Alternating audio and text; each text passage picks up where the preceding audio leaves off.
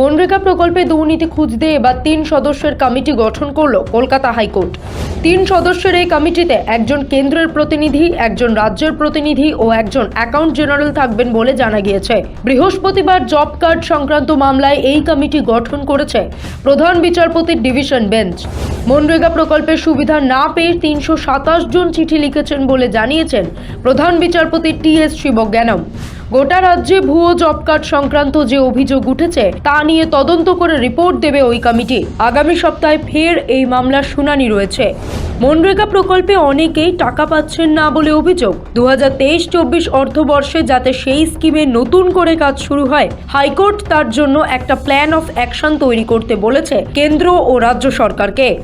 ক্ষেত মজদুর সংগঠনের তরফে এদিন সওয়াল করেন আইনজীবী বিকাশ রঞ্জন ভট্টাচার্য।